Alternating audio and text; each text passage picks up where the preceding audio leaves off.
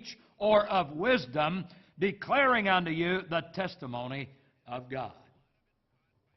Paul did not seek to appeal to the learned by impressing them with his knowledge of their learning, or by filling his sermons with their terms and theories. You know, there's a real problem for men who pastor college churches, university churches.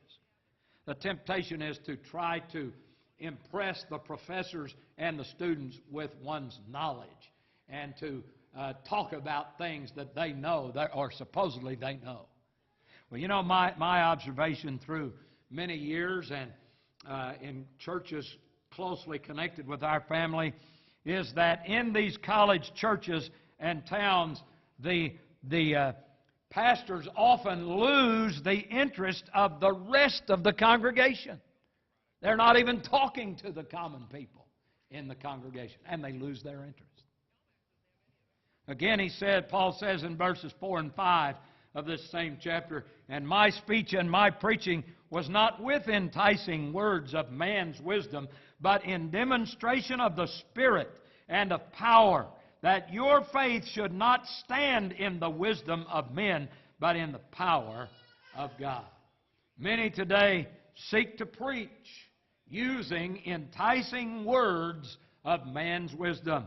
They seek to entertain their audiences with titillating, sordid stories of a sinful past, or with jokes. I remember an evangelist that came to our church when I was a teenager. And he talked about he used to have a rock band and he used to take drugs. And he had more to say about that than he did about the gospel. He thought that would appeal to the young people. Not Paul. He never glorified the flesh nor appealed to the flesh, either by relating fleshly exploits in the past or by telling jokes. You know, I was thinking the other day, I don't recall a single joke the Lord Jesus ever told. I don't recall a single joke the Apostle Paul ever told. Maybe they did, but not in their messages.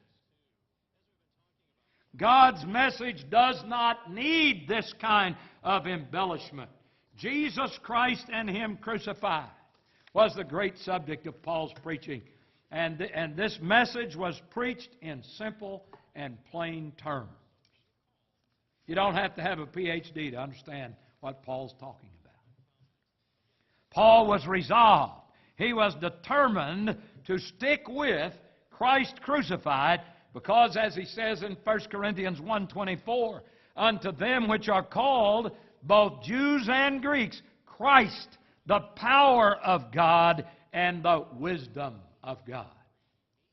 Paul was determined to preach one message only among the Corinthians, and he was determined to present that message in plain and simple terms. This resolution of Paul is worthy of every preacher and every follower of Christ in every age.